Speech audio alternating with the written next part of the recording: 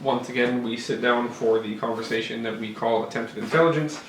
And today, one of the things that, there's two things. I told you one thing. There's another thing. Okay.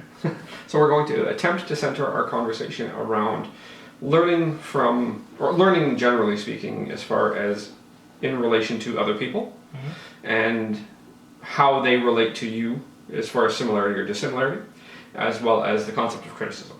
Okay. Okay, so if I offer you the opportunity for learning, to learn something, are you going to, and I offer you two people, somebody who agrees with everything you think right now, Okay. and somebody who disagrees with some portion of what you believe right now, who are you going to learn from, and why?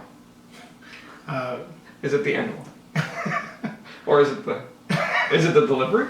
No, it's just Okay. Yeah. Well, all right. It's Anyways. mostly the delivery. Okay. But I feel that I'd most likely learn from the person that I have dissimilarity with. Mostly because if someone agrees with me, then no new information is exchanged. I already know what I know, and they're just going to go, yep. Yeah. So there's no learning to really be had. Do not remember the specific character's name, but you remember it was kind of, I think it was in Looney Tunes, the bulldogs, like the larger bulldog and the smaller bulldog.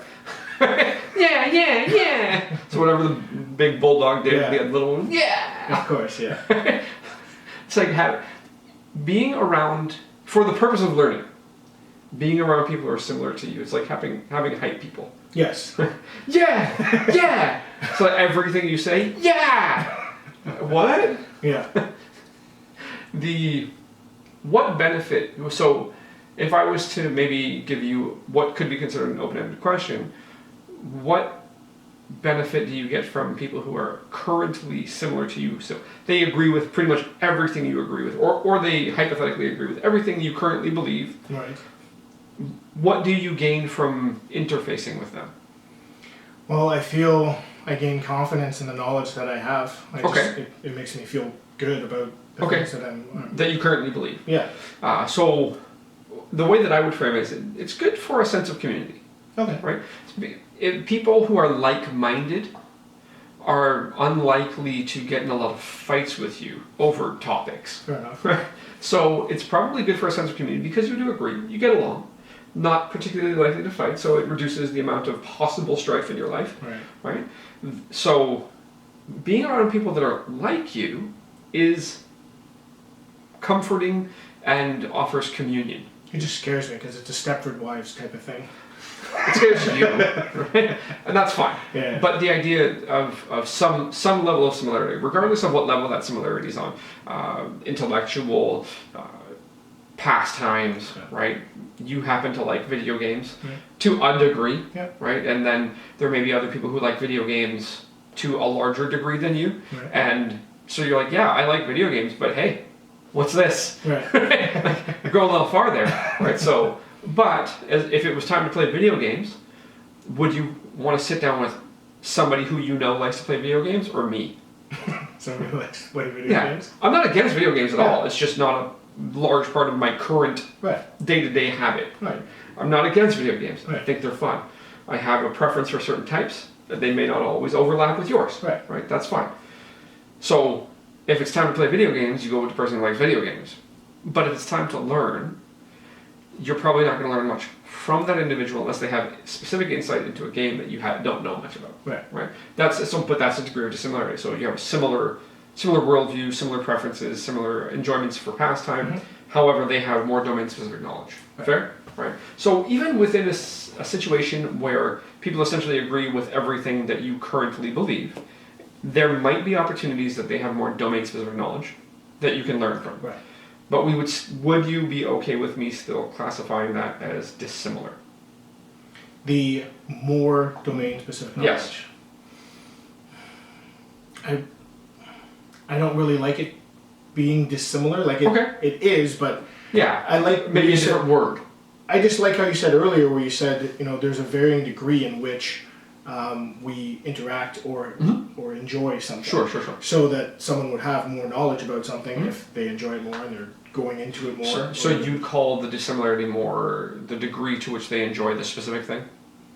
Yes. Okay, that's fine, Yeah. right? But would you agree that if they happen to know more about something than you, there is some degree of dissimilarity, or would you like to think of a different word? Well, there is some degree of similarity. I just like So that. I'm I saying like that. There's some degree of similarity, Yeah. but because they do it more and they know more about it, there's also a degree of dissimilarity with respect to their specific knowledge. Right.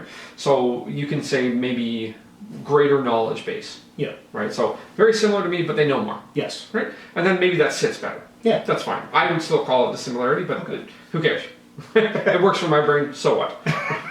But the idea being that they know more than you about that thing, therefore there's lots of overlap with you, but they know more, so you can learn something from them. Right. So I still, for the purpose of the discussion, would call that dissimilar. Right. Because they know more. It's almost just unbalanced. It's a different level. Sure. Level. Yeah. That's fine. Yeah. I think I still would argue for the term dissimilar. Yeah. Right. Because again, for the purpose of the broader discussion. Right. Now, for the purpose of learning, right? Hypothetically, somebody agrees with 90% of what I believe currently, but there's an important difference of 10% where there's something that we just don't see eye to eye on. So you, on a base level, can more or less get along with that person because you agree on some major stuff. Yep. But there's something that you don't see eye to eye on. There's a chance for learning. There's a chance. I like how you say chance. Because you might not. You might just hate each other's guts, and that's great. So you start like, oh, you went to this high school? So did I. Oh, you went this year? Oh, do you know Jimmy? I know Jimmy. Man, Jimmy. Yeah, Jimmy. And then you touch on this thing like elephants. Elephants. You like elephants? Well, who cares what it is? But there's that dissimilarity. Like, oh, you don't like elephants? Oh, I thought everybody from our high school liked elephants. Right. Well, they do, but they're stupid. Elephants were our mascot. Right. Whatever it happens to be, right? There's that degree of difference. Right. So that degree of difference, that 10% difference, could lead to friction, but that friction is an opportunity to learn. So learning often comes in the form of conflict, because we don't agree. Right. Now, if you have high levels of conviction in what you currently believe, and you face disagreement, are you likely to see it as would you predict that you're likely to see it as a learning opportunity or an opportunity to tell that other person that they need to change their mind to believe what you believe? If they have a high level of conviction? So if you have a high level of conviction in what you believe right now, right? Forget about them, they don't matter. Right? Because it's in your brain. Right. So we're going to be ontological idealists. Ideas are the most real. The ideas in my head matter more than anything else. They don't, but whatever. You have a high level of conviction in the thing you believe right now, and they disagree with you. Would you predict that you initially see that as an opportunity for learning, or as an opportunity to tell them they should believe what you believe? I would take it as an opportunity to tell them what I believe. That's what you predict, right? Yes. It might be different. Yeah. Right. If you view the differences in your opinions as an opportunity to learn, are you just going to tell them that they should believe what you believe, or say, well, tell me what you think, and I'll tell you what I think, and then we can see where they overlap, where they meet, where they don't meet? Yeah, I'd ask more questions and find out why they believe what they believe, and just find out where, if there is a middle ground or whatever. Now, if there isn't a middle ground, and you're seeing it as an opportunity to learn, does it matter if you agree? No. Because you can both have the chance to learn. Right. So the reason that I generally bring this up, and hopefully we're not dancing around it in a verbal way that makes it intangible, but basically we choose Blue Jays, right? Like the Toronto Blue Jays, right? I hate baseball, right?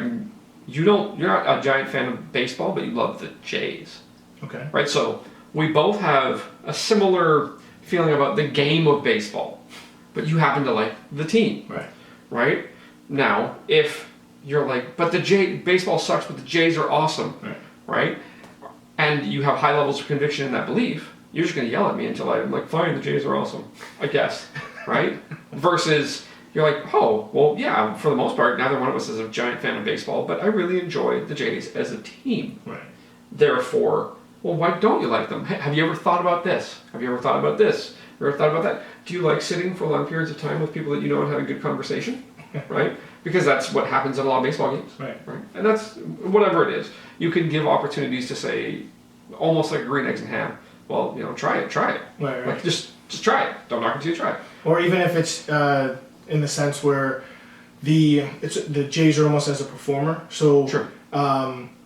As a team, they perform in a way that I enjoy. Mm-hmm. So when I'm there, sitting for a long period of time, I enjoy watching them versus any other team. Sure. Yeah, that's fine. So, but we have large degrees of overlap with some dissimilarity, right?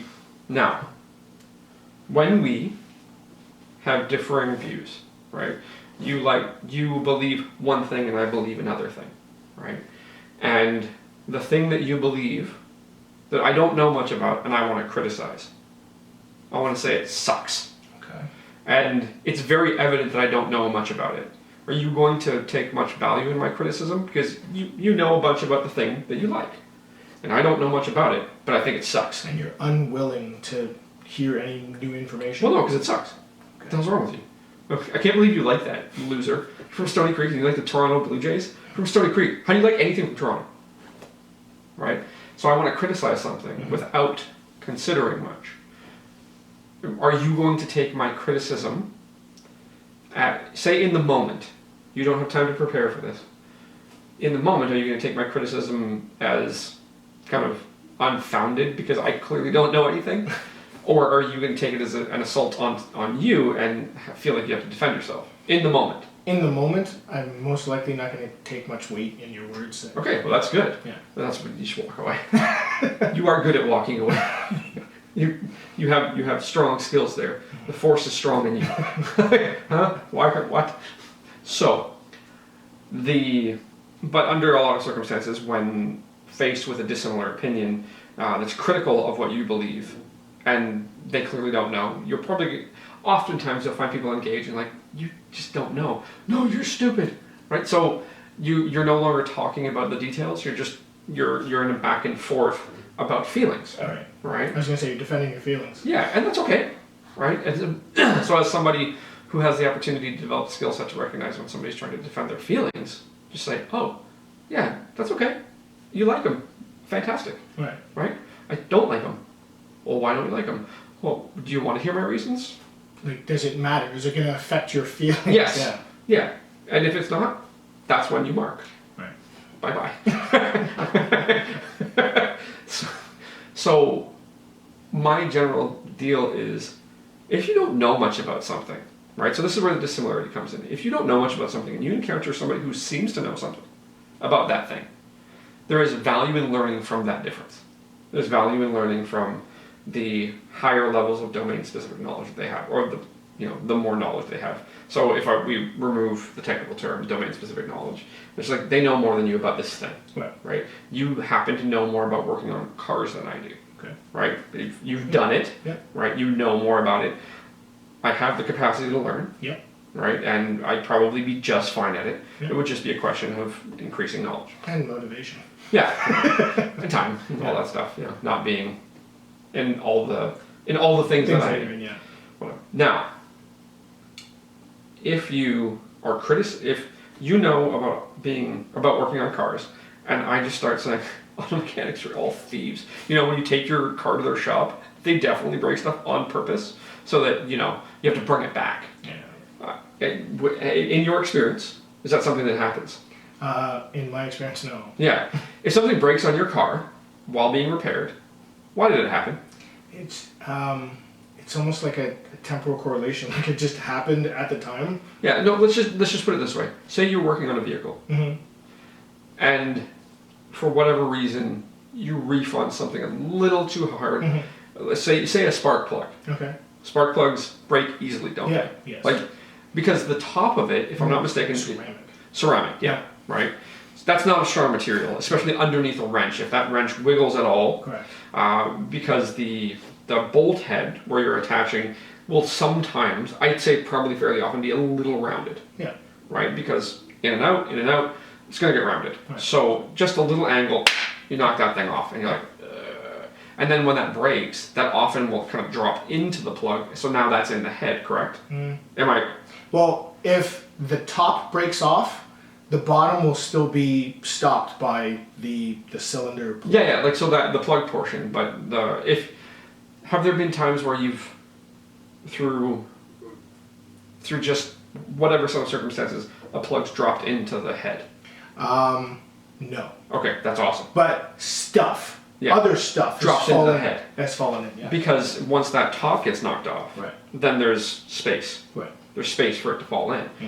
And when that happens, and this is not a strange thing to happen, sometimes you're like, oh, you gotta pray that either it just kind of gets like dealt with in the oil and the churning of. Well, it depends on the size of it. So it's like one of those things where you get a magnet, so you can get it out. If it's not magnetic, it's like, well.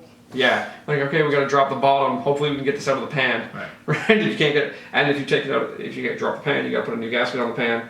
So there's all these things. Right. But usually, when something goes wrong in an auto repair, it's not because somebody's trying to mess with their car so you bring it back. It's because they screwed up, and they didn't mean to. But there's lots of stuff that can get screwed up when fixing a car. Right. There's lots of situations where stuff looks malicious and planned. It's just because the people that are involved are not that smart, or or maybe they are smart, but they're not considering things right. So it's errors they can't detect. They just don't know, right? So they make those errors. So if you're going to criticize something, if you're going to criticize mechanics, know what a mechanic's life is like and the things that are common to mess up. They're easy to mess up. I had a vehicle and the headlight.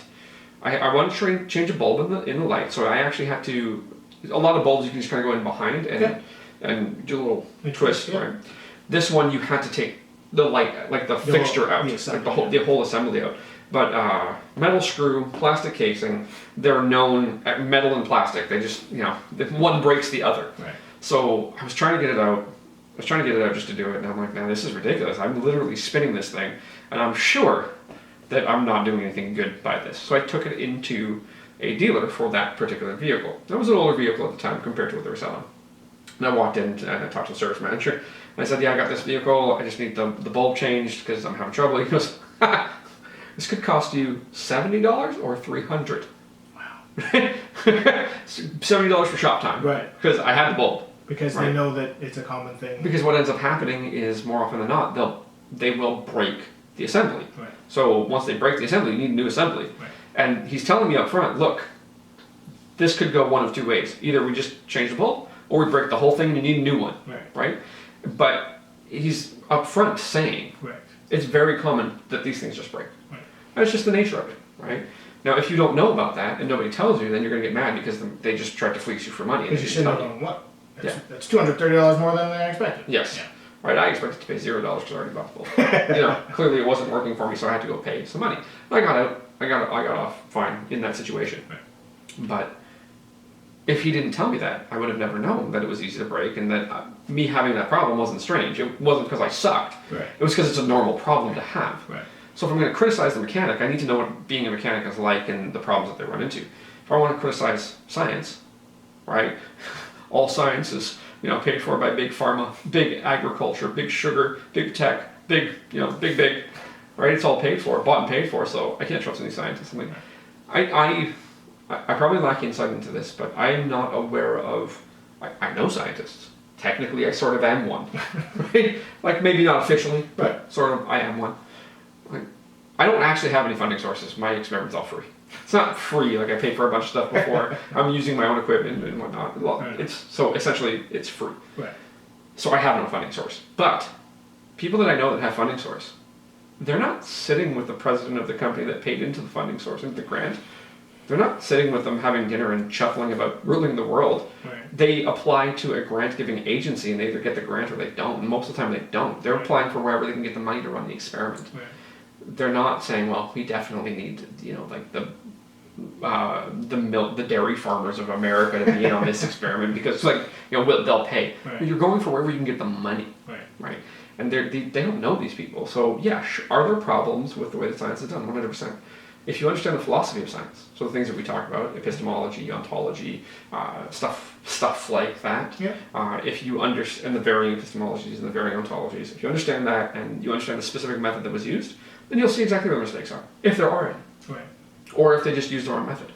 But if you don't know that, then whatever criticism you have of science is unfortunately under-considered.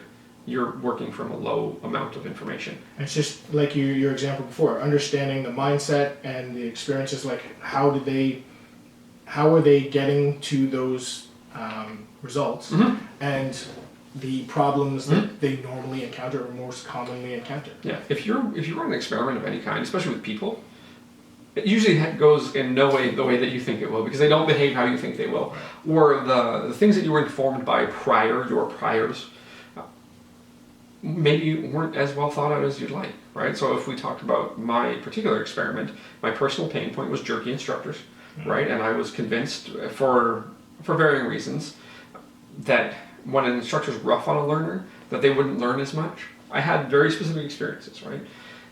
And through my experimental process, what I've noticed is if I'm nice to the learner, or I do nothing, so I'm neutral. I'm not mean. Right. If you're mean to somebody, it takes a lot longer to get through the review board. So I'm not mean to anybody. Right. I just do nothing, essentially. I'm like, okay, we'll move to the next trial.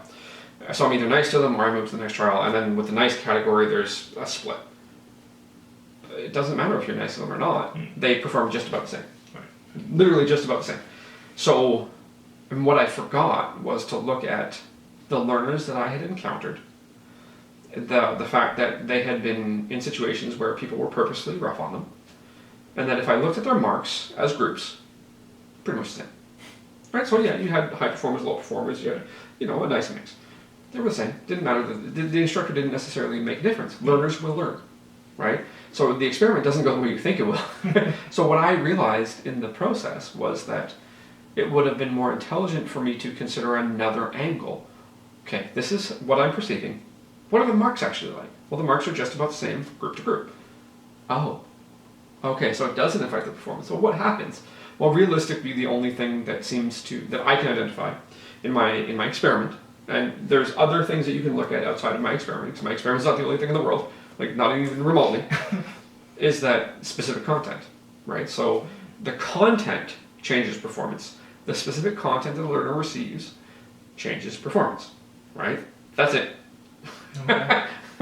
Nothing else. Right. Whether it's taught by somebody who you have a language difference with, so you have a harder time understanding the way that they speak for whatever reason, right? Whatever set of reasons, because people don't sound the same. Right. Even from the same city, they don't sound the same. So for whatever reason you have a hard time understanding them, as long as you get the content, it doesn't matter. You're going to be fine. You're going to perform to standard, or above, whatever. But so being nice to a student has is a different angle. It's a different axis. So being nice to people, or being mean to people rather, will affect them psychologically and emotionally. And there's lots of value in not doing that. Right? But it has no seeming value on performance outcomes, which is really annoying. I'd like it to be different. But this is all to say that when you run an experiment, it's not going to go how you thought it would. Yeah. You're going to be like, this is definitely what's going to happen. And then you go, somebody, please do what I want you to do. Right? And then you're sitting there, you're noodling, you're like, you're expecting the majority of them to do what you expected. You're just waiting for one of them to do what you expected. Yeah, well, you have to, especially if you're interfacing with them, because I'm interfacing with them in real time. I have to do this the same. I have to be as similar as I can, case to case, so that I'm not just trying to get you to do what I want. I'm not, because I'm doing it over Zoom, I have to look in a specific spot on the screen when the thing's happening, so that I'm not like giving eyes to show them where it's happening. I have to be careful of that, right? It's not an easy process, and it's really easy to screw up, right? Such that it's not going the way that I want, and I have to be careful that because there's something that I thought would happen, that I don't force it to happen. Right. Because that's not appropriate. That's completely inappropriate for me to just say, well, I want the results to be this way, right? There are certain things about running the experiment that I ran that are difficult on me as a human, because I have a personality. I want to interject in specific ways when I see certain situations arise. I'm like, you can't, otherwise you'll learn nothing. Right. Like, you'll learn nothing. So, as being an experimenter once, right, purposefully, in the appropriate setting. Like, like I can't just do what I want. It's hard work. Like I have to do it the way that I said I was going to do it. God damn it! So in my own experience, no. So like scientists are. You know who doesn't trust scientists? Who do you think doesn't trust scientists? I can't think of the example. Scientists. They have an entire method to say we're going to screw up. We got to stick to this method so that we're the ones that are least likely to screw this up, right? And when a scientist reads another scientist's work, right. Do they start off trusting them? No. They're like, okay, how did you do it? What did you do? Nope, that method. You can't do that in that method. Nope. So even if you have a good conclusion, I can't trust you because you didn't show your work or the work that you showed. It's like, how did you get to that with that math? It makes no sense. Right? So no, scientists trust scientists less than anybody. And that's why it's very difficult for me when I see people saying, well, I can't trust scientists. I'm like, do you even know what a scientist is? Because there's a lot of people that are doing work that would be claimed as scientific work that that observably don't seem to show understandings of the philosophy of science. They are doing specific methods in a reasonable sense, but that doesn't mean that they're good at science overall. Right. They can't situate themselves. They're just good at what they do. So would you say someone who criticizes that has less domain-specific knowledge or less of an understanding of a specific topic or field is less open to learning? So if they say, I can't predict that. I there's something that I'd like to predict, but it's tough. Yeah. If the conviction level's high, yeah, they're probably less open because they're already convinced. Like, dude, I know about these scientists. Okay, sure, you do. Yeah, definitely, you totally know about them, right? They're all paid. They sit with the people who provide the money for the grants. They have caviar and champagne and laugh at the pedants. Like all you peasants, like, oh, that's not what happens. Right. Not that I can tell. Maybe it does. Maybe I suck. Right. I don't know. Right. But that's where the appropriate level of uncertainty comes in, such that there's stuff that I don't know, but I'm quite aware that I don't know it. Right. But what I do know doesn't suggest that. So to kind of bring it back, the idea that somebody who is being a hard criticizer with high levels of conviction, with clearly lower levels of domain-specific knowledge than the person they're criticizing, that's hard. That's tough because that seems to be misinformed, right? Operating from less than complete information and much more emotional, right? Yes. They're making errors that they have no idea they're making because they don't know about the domain, right? It happens to all of us, right? Which over time, the arc should ideally, hopefully, be that you just criticize less things. Just to admit that you don't know versus criticizing something that you don't know about. Have you heard my daughter ask me a question about something that I don't know much about? Yes. What do I tell her? I don't know. Yeah. Or, I don't know enough to answer that. Yeah. Right? So you know what she does now? She'll ask me about a video game that she plays. Like, what do I do with here? I'm like, how would I know? Like, I don't know. You play the game. You're smart. You can figure out. Just Google it. And I'm like, why don't you Google it? You can type. She's like, you get better results than me.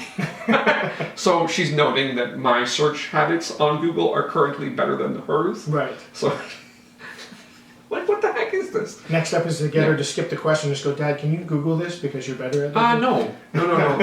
No, that's making her dependent. I want her to just forget that you're there. Don't even ask. Like, I'm just going to Google and figure it out. And when I don't like the result, it doesn't do what I want. I'll change my search pattern. Right. So I wanted to learn that. Right. Or that's what you search. She's like, no, I want you to search. Right. But just the simple key being, when I don't know, I tell her I don't know. Right. I'm not trying to say I know a bunch of stuff. Right. There was a time where she's like, you're my dad. You're supposed to know all these things. I'm like, no, don't do that. That's not smart. So, anything else to add? No.